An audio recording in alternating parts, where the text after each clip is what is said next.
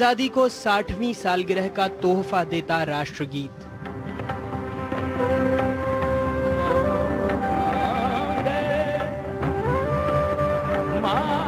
सिर्फ 2 लफ्ज, वंदे मातरम।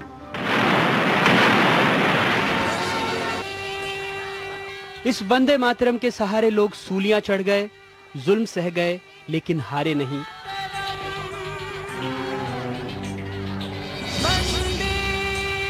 ये वो गीत बना जो पूरे मुल्क में हर गली में गूंजा। पहले मातृभूमि के लिए कविता बनी, फिर सुर बंधे और देखते ही देखते आजादी के परवानों की तलवार बन गया।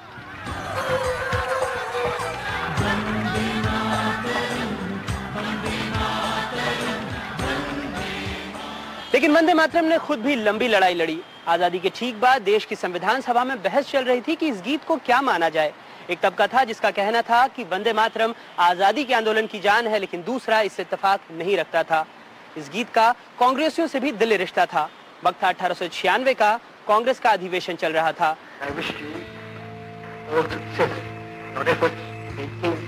अंग्रेजों के खिलाफ कांग्रेस लोगों को एकजुट करने में लगी थी।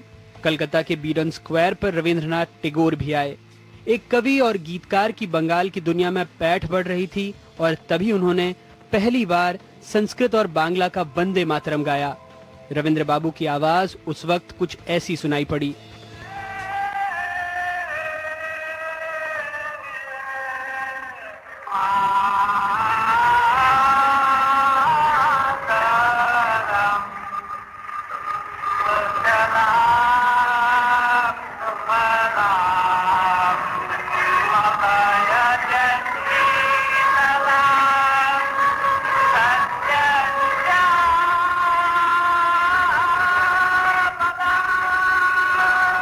अगर बंगाल नहीं होता तो वंदे मातरम भी नहीं होता।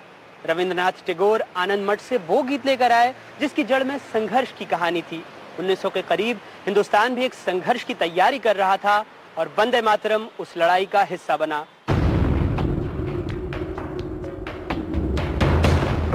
1857 की क्रांति राख हो चुकी थी और पूरे बंगाल में अंग्रेज ब्रिटिश हुकूमत की शान में गॉड सेव द क्वीन गा रहे थे। तभी गीतकार बंकिम बाबू ने सन 1876 में मातृभूमि के लिए जीवन देने वालों की शान में वंदे मातरम लिख डाला।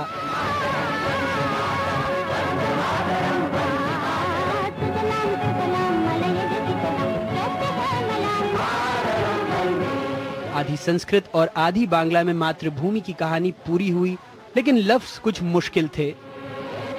बंकिम चंद्र जी ने लिखा तो उनके खुद की बेटी को ये पसंद नहीं था। वो वही कह रहे जैसे आप कह रहे कि उसमें बंगला शब्द भी है, संस्कृत भी है, उर्दू भी है, हिंदी भी है, ये क्या खिचड़ी बनाई आपने। लेकिन बंकिम चंद्र जी ने उन्हें अच्छा जवाब दिया था कि देखो बेटी, कवि जो होता है, कलाकार जो होता है, जो अपने मन में उस समय जो आती है बात वो लिख के छोड़ जाता है। आने वाला पीढ़ी, आने वाला भविष्य देखेगा उसका क्या करना है। इन्हें सुरों की शक्ल देने वाले की जरूरत थी और जब रविंद्रनाथ टैगोर ने इसे अपनी पहचान से जोड़ा तो इसे कांग्रेस की रवायत बनते देर न लगी। लेकिन 1896 में वंदे मातरम क्लासिकल का हिस्सा बनकर रहा।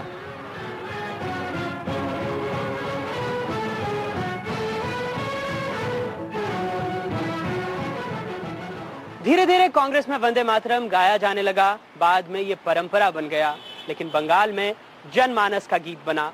1905 में लॉर्ड कर्जन ने बंगाल का विभाजन कर दिया। विरोध की आवाजें उठने लगी। टाउन हॉल में विरोध की एक रैली चल रही थी, तभी वहां आवाज उठी, वंदे मातरम। वंदे मातरम, वंदे मातरम। वंदे मातरम की आवाज उठी तो लॉर्ड कर्जन ने इस पर रोक लगा दी।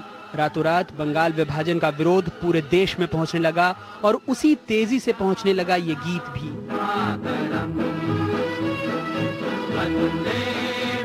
जहां भी कांग्रेस के लोग जुटते, वंदे मातरम गाया जाने लगा।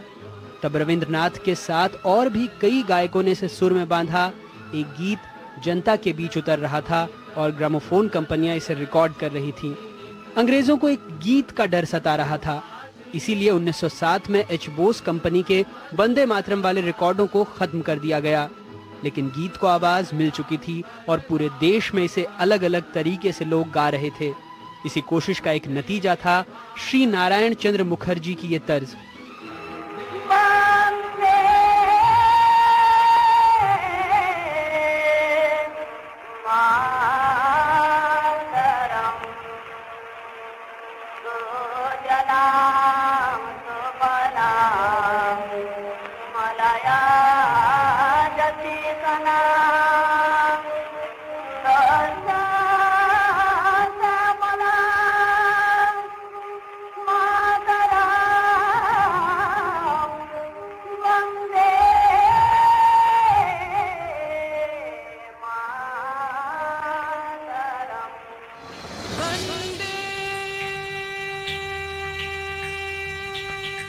बंगाल में वंदे मातरम की धुन अलग तरीके से बन रही थी तो मुंबई में भी इसके दीवाने कम नहीं थे।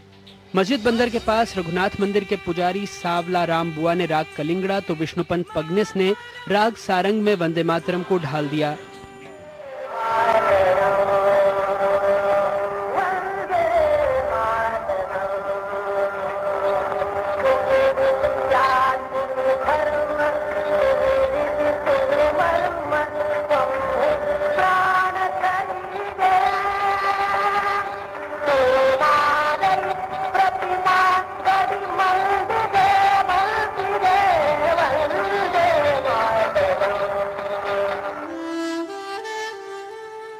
बंगाल में रोक लगी तो सुविख्यात शास्त्रीय गायक ओंकार नाथ ठाकुर ने इसे अपने गले में उतार लिया। यहाँ वंदे मातरम बंगीय काफी में गाया गया।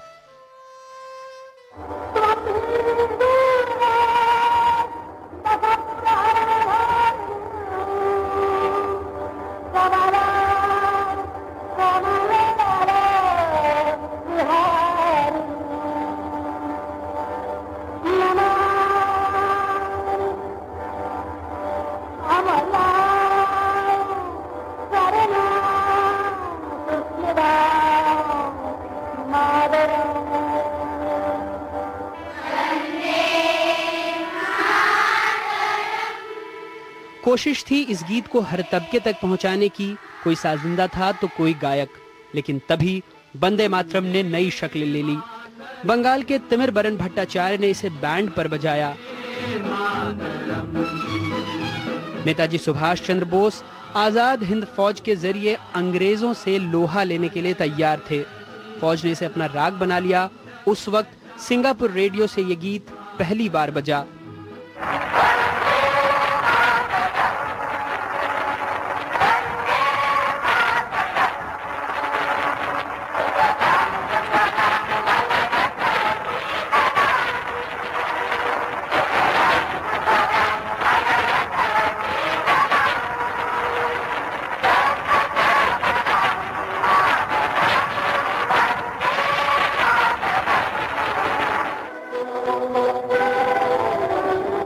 बंगाल अगर इसे बैंड पर बजा रहा था तो पुणे के बापूराव दाते भी इसे बैंड पर ही आजमा रहे थे।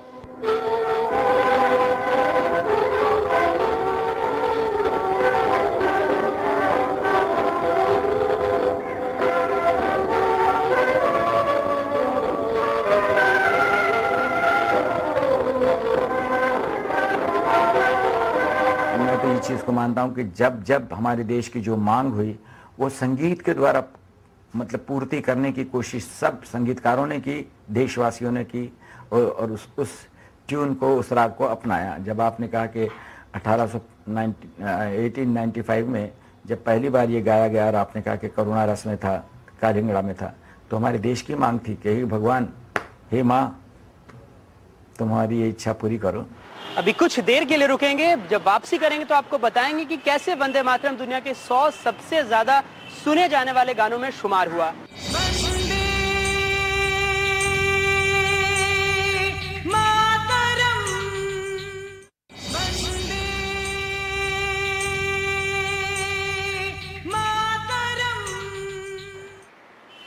बंगाल विभाजन से लेकर अब तक देश एक लग रहा था। सांप्रदायिकता की जड़ें इतनी गहरी नहीं थी, लेकिन सियासत भी तेजी से बदल रही थी। 1937 में खुद कांग्रेस के अंदर वंदे मातरम को लेकर बहस छिड़ गई। तब पंडित जवाहरलाल नेहरू को आगे आकर इस गाने के सिर्फ 2 पैरा को गाने की सिफारिश करनी पड़ी। सियासत का रंग वंदे मातरम पर गहराने लगा था, लेकिन इस पूरी सियासत से दूर अब फिल्म और रिकॉर्डिंग कंपनियां भी इस गीत को पॉपुलरिस्ट समझने लगी थीं।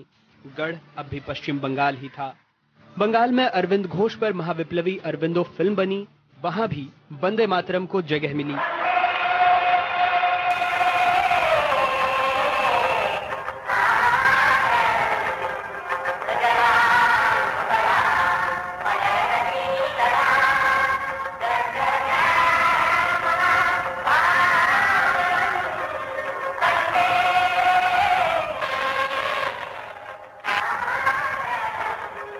बृहद संदर्भ में अगर भारतीय सिनेमा की मैं बात करूं तो मुझे एक फिल्म मेकर बहुत ही अहम वाले लगते हैं। उसके नाम थे ऋत्विक घटक, जो बंगाली फिल्म मेकर है। उसके कोई भी फिल्म देखिए आप, लगभग सभी फिल्मों में बंगाल के विभाजन की जो व्यथा है वो देखने मिलती है। वो ऐसा उसका एहसास भी होता है। सुवर्ण रेखा में जो पहला प्रथम दृश्य है टाइटल्स के बाद, वो दृश्य में एक नारा लगाया जाता है वंदे मातरम, वो वहां से शुरू होता है, वंदे मातरम से। तो फिल्मों में गाने के अलावा नारे भी बहुत सारे हैं। वंदे मातरम को जन जन तक पहुंचाने की कोशिश में दिलीप कुमार रॉय और एम एस सुब्बलक्ष्मी ने भी इसे डुएट के तौर पर पेश किया।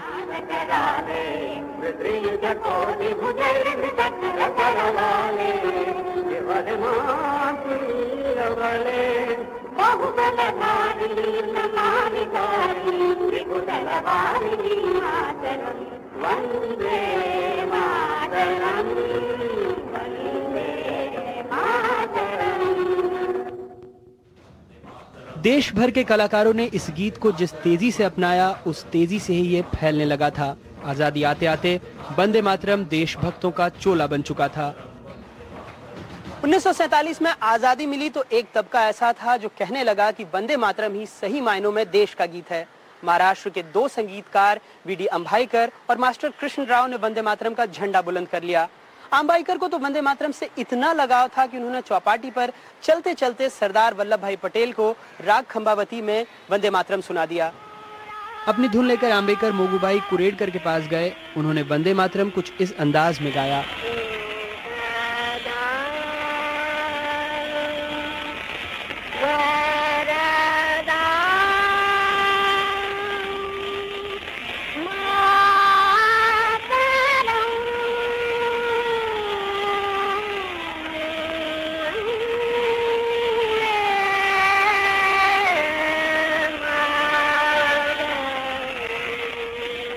गाने का HMV में टेस्ट रिकॉर्ड भी बना।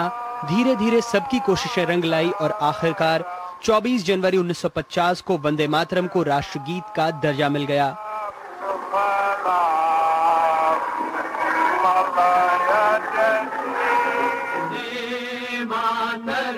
और फिर जब फिल्म लीडर आई तो वंदे मातरम एक बार फिर बजा।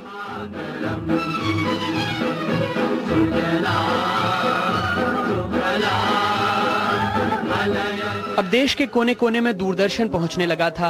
वंदे मातरम से करोड़ों हिंदुस्तानियों की सुबह होने लगी।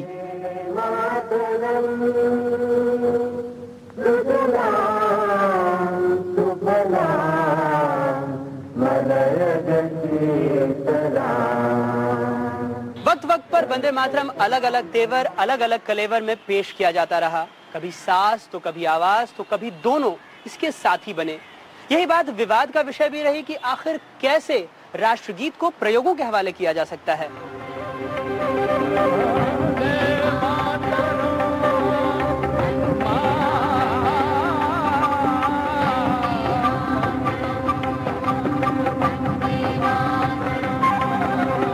जिन लोगों को ये आपत्ति है वो इस पे ध्यान दे के क्या आपत्ति है, वंदे मातरम पे तालियां क्यों नहीं?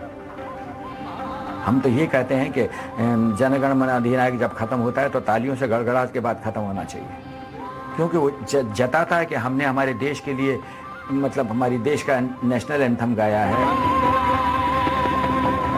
वंदे मातरम को राष्ट्रगीत का दर्जा मिलने के 100वीं वर्षगांठ पर 7 सितंबर 2006 को मानव संसाधन विकास मंत्री अर्जुन सिंह ने इसे स्कूलों में गाने की बात कही, लेकिन इस पर भी विवाद खड़ा हो गया। बाद में उन्होंने कह दिया कि इसे गाना या न गाना लोगों की मर्जी पर है। बहरहाल वंदे मातरम का कारवां रुका नहीं।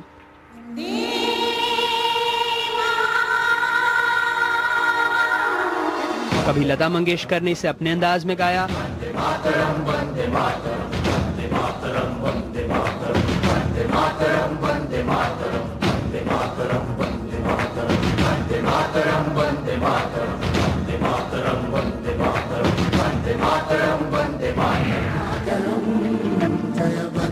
तो कभी शुभा मुद्गल ने इसे अपने तरीके से सजाया। शुभ्र ज्योत्स्ना पुलकित यामिनी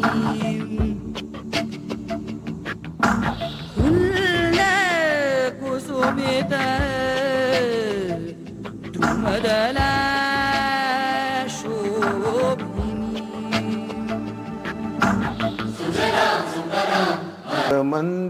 मंत्राहुनामा वन्द्य वन्दे मातरं, वन्द्य वन्दे मातरं, वन्द्य वन्दे मातरं।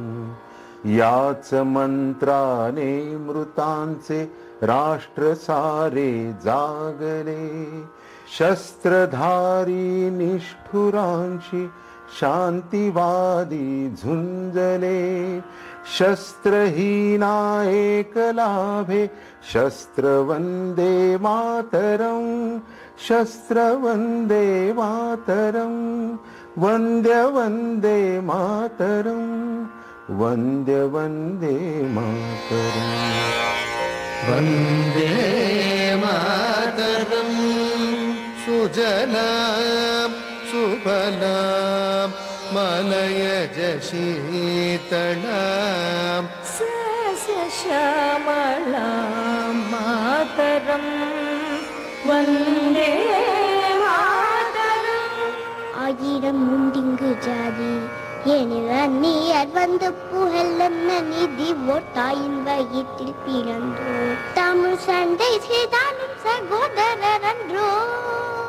வந்தே மாதரம் என்போம், வந்தே மாதரம் என்போம், வந்தே மாதரம் என்போம்.